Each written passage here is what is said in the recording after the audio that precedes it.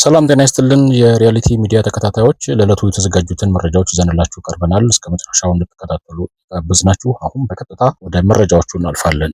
የቅድስት ክርስቶስ ሰምራ ዓመታዊ ክብረ በዓል ለማክበር የሚጓዙ ተሳፋሪዎችን ጭና የነበረች አንዲት ጀልባ ጣና ሐይቅ ላይ በደረሰባት የመስጠም አደጋ የበርካታ ምዕመናን ሕይወት አለፈ የሚሉ መረጃዎች በማህበራዊ ሚዲያ ሲሰራጩ ቆይተዋል። ቲክቫ ኢትዮጵያ ዛሬ ከሰዓት የጣና ሐይቅ ጀልባ ባለንብረቶች ማህበር ስለ ክስተቱ የሰጠውን ማብራሪያ ማቅረቡ ይታወሳል። አሁንም ድረስ ጉዳዩ በማህበራዊ ሚዲያው መነጋገሪያ ሆኖ 80 ሰዎች ሞተዋል እየተባለ ሐሰተኛ መረጃ እየተሰራጨ ነው። ቲክቫ ኢትዮጵያ የገዳሙ አካላት ለማግኘትና ማብራሪያ እንዲሰጡ ለማድረግ ሞክሮ ስልካቸው አልተነሳም። የጣና ሐይቅ ጀልባ ባለንብረቶች ማህበር በሰጠው ቃል ግን ጀልባው እንደሰጠመ አረጋግጦ ከ80 በላይ የጀልባዋ ተሳፋሪዎች ሕይወታቸው ተቀጥፈዋል የሚባለው ውሸት እንደሆነ ገልጿል። የማህበሩ መሪ አቶ ቻላቸው ጌትነት ጀልባው ሰጥሟል፣ እውነት ነው፣ ብዙዎች ሞቱ መባሉ ግን ሐሰተኛ ነው ሲሉ ለቲክቫ ኢትዮጵያ ገልጸዋል። ጀልባ ሰጥሟል ወይ ለሚለው አዎ ሰጥሟል፣ በርካቶች ሞተዋል ወይ ለሚለው አልሞቱም ብለዋል። የሰጠመው የአሳ ጀልባ በመባል የሚታወቀው ጀልባ እንደሆነና ሰዎችን ጭኗል መባሉ እውነት መሆኑን፣ ነገር ግን ብዙዎች ሞቱ እየተባለ የሚራገበው ውሸት እንደሆነ ተናግረዋል። በእርግጥ ያለ አግባብ ሰዎችን እየጫኑ ነበር። የሰጠመው ጀልባ ከሌላ ጀልባ ጋር ተጋጭቶ ጀልባው የመስጠም አደጋ ደርሶበታል። አንድ ሰው እንደተጎዳ ነው የሰማሁት። ቲክቶክ ላይ ግን ብዙ ሰዎች ሞቱ ብለው የሀዘን መግለጫ እያነበነቡ ነው ብለዋል። ማን ናቸው የሞቱት? የት አካባቢ ሰዎች ናቸው የሚለውን እንኳ በትክክል አልሰማሁትም። ጀልባው የሰጠመበት ቦታ ከሐይቅ ዳርቻ ነው። ያን ያህል ሰዎች ሰጥመው የሚሞቱበት አይደለም። የሚዋኝበት ቢሰጥሙ እንኳን የሚወጡበት ነው ሲሉ አክለዋል። ጥልቅ ሆኖ ሰዎችን ለሞት የሚያደርስ አይደለም። ጀልባው የሰጠመበት ቦታ ከሞት የሚያደርስ አይደለም ብለዋል። በሌላ በኩል የአማራ ክልል ፍትህ ቢሮ ምክትል ኃላፊ አያሌው አባተ 80 ሰዎች ሞቱ እየተባለ የሚወራው ሐሰት ነው ብለዋል። በጣና ሐይቅ ወደ ክርስቶስ ሰምራ ትላንት ሲሄዱ ጀልባ ሰምጦ 80 ተሳፋሪዎች ሕይወት ተቀጠፈ በሚል በማህበራዊ ሚዲያ ላይ በአንዳንድ ሰዎች የሚሰራጨው ወሬ ሐሰት ነው ያሉ ሲሆን በጀልባዎች እርስ በርስ ዳር አካባቢ መገጫጨት አንድ አባት ሕይወታቸው ከማለፉ ሌላ የተፈጠረ ነገር የለም ብለዋል። ቲክቫ ኢትዮጵያ አሁን ከመሸ ስልክ ደውሎ ያነጋገራቸው የአማራ ክልል ኮሚኒኬሽን ቢሮ ኃላፊ አቶ አባይ መንግስቴ እኛ የምናውቀው ነገር የለም፣ ጉዳዩን አልሰማንም ብለዋል።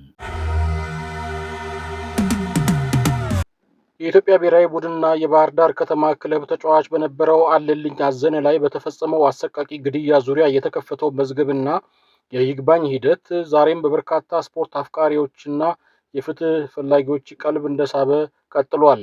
ግንቦት 12 ቀን በነበረው መረጃ መሰረት የደቡብ ኢትዮጵያ ክልል ጠቅላይ ፍርድ ቤት የወላይታ ምድብ ችሎት ግንቦት 13 ቀን 2018 ዓ.ም የመጨረሻ ውሳኔ ይሰጣል ተብሎ በትልቅ ተስፋ ይጠበቅ ነበር። ሆኖም ግን አሁንም ውሳኔው ሳይሰጥ ቀርቷል። ፍርድ ቤቱ መዝገቡ ተመርምሮ አላለቀም በሚል ሌላ ተጨማሪ ቀጠሮ ለግንቦት 27 ቀን 2018 ዓ.ም አስተላልፏል። ይህ ተደጋጋሚ የቀጠሮ መሰረዝና መራዘም በሟች ተጫዋች ቤተሰቦች ላይ እያሳደረ ያለው ስነ ልቦናዊና ኢኮኖሚያዊ ጫና ከቀን ወደ ቀን እየከበደ መጥቷል ይላል የጉርሻ ፔጅ ዘገባ። ቤተሰቦቹ አሁን ባለው የትራንስፖርት እና የኑሮ ውድነት ምክንያት ከሩቅ ስፍራ ወደ ወላይታ ሶዶ በተደጋጋሚ መመላለስ ከአቅማቸው በላይ የሆነ ትልቅ የገንዘብ ኪሳራ እያመጣባቸው ይገኛል። ፍትህ በመዘግየቱ ምክንያት ቤተሰቡ ለከፍተኛ ጭንቀት፣ መበሳጨትና መከራ ተጋልጧል። ከዚህም በላይ ከችሎቱ በኋላ በጠዋት 4:30 ላይ ወደ አርባ ምንጭ ለመመለስ ወላይታ ሶዶ መናኸሪያ የገቡት የቤተሰቡ አባላት እስከ ረፋድ ወይም ከሰዓት ድረስ መኪና አጥተው በጉዞ መስተጓጎል ምክንያት ከፍተኛ እንግልት ላይ ወድቀዋል ይላል ዘገባው። በወንጀሉ ላይ በቀጥታ እጃቸው እንዳለበት ተረጋግጦ የቅጣት ውሳኔ የተላለፈባቸው አካላት እነሱም ባለቤቱ አይዳ ጌታቸው በ16 ዓመትና የባለቤቱ እህት ባል ሉንጎ ሉቃስ በ15 ዓመት ጽኑ እስራት እያሉ በይግባኝ ሂደት ሰበብ ጉዳዩ በዚህ መልኩ መጓተቱ ፍጹም ተገቢ እንዳልሆነ ቤተሰቡ በጽኑ ያምናል። መላው የእግር ኳስ አፍቃሪ ስፖርተኛና የፍትህ ራብተኛ የሆነው ዜጋ ሁሉ ከዚህ ከተጎዳ ቤተሰብ ጎን በመቆም የፊታችን ግንቦት 27 ቀን 2018 ዓ.ም የሚጠበቀውን የፍርድ ቤት ቀጠሮ በንቃትና በትኩረት እንዲከታተል ጥሪ ቀርቧል። ጉዳዩን በቅርበት እየተከታተልን አዳዲስ መረጃዎችን እናደርሳችኋለን ይላል ጉርሻ። መረጃው የተገኘው በቀጥታ ከአለልኝ አዘነ ቤተሰቦች መሆኑንም ጉርሻ ገልጿል። የኢትዮጵያ ብሔራዊ ምርጫ ቦርድ ትብብር ለኢትዮጵያ አንድነት ጥምረትን በመወከል በአዲስ አበባ አራዳ ክፍለ ከተማ ለሕዝብ ተወካዮች ምክር ቤት ውድድር የቀረቡትን የኢህአፓ አመራር ይስሐቅ ወልዳይ ራስን ከእጩነት የማግለል ጥያቄ ውድቅ ማድረጉን አስታውቋል። ቦርዱ ለውሳኔው በምክንያትነት የጠቀሰው ከእጩነት የመልቀቅ ጥያቄ የሚስተናገደው እስከ ሚያዝያ 23 ቀን 2018 ዓ.ም ድረስ ብቻ በመሆኑና በአሁኑ ወቅት የድምፅ መስጫ ወረቀቶች ታትሞ አገር ውስጥ በመግባታቸው ለምርጫ 12 ቀናት ብቻ ሲቀሩ የቀረበው ጥያቄ የህግ መሰረት የሌለው መሆኑን ነው። ይስሐቅ ወልዳይ ከውድድሩ ራሳቸውን ያገለሉት ኢህአፓም ሆነ ጥምረቱ ምርጫው ፍትሐዊ እንዲሆን ያስቀመጧቸው ቅድመ ሁኔታዎች ባለመሟላታቸው እንደሆነ ገልጸዋል። በሌላ በኩል እጩ ይስሐቅ ወልዳይ የምርጫ ቦርድን ውሳኔ እንደማይቀበሉና በእጩነትም ሆነ በተወዳዳሪነት እንደማይቀጥሉ ለቢቢሲ ተናግረዋል። በእጩነት መቅረብ መብት እንጂ ግዴታ እንዳልሆነ የገለጹት ይስሐቅ ለቦርዱ ያቀረቡትን ማሳወቂያ እንጂ ጥያቄ ያለመሆኑንና ቦርዱ የጠቀሰው የጊዜ ገደብ ፓርቲዎች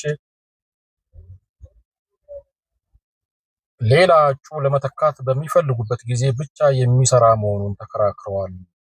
የምርጫ አዋጁ ራስን ለማግለል የጊዜ ገደብ ባያስቀምጥም እጩን ለመተካት ግን ከ1 ወር በፊት መሆን እንዳለበት የሚደነግግ ሲሆን ይስሐቅ ግን የድምፅ መስጫ ወረቀት ቢታተም እንኳን አልሳተፍም ያሉ እጩዎች ድምፅ ዋጋ እንደማይኖረው ነል ኤንድ ቮይድ እንደሚሆን ተቆጥሮ ውድድሩ ሊቀጥል እንጂ ማንም በግድ እንዲወዳደር ሊያስገድደው እንደማይችል አቋማቸውን አሳውቀዋል።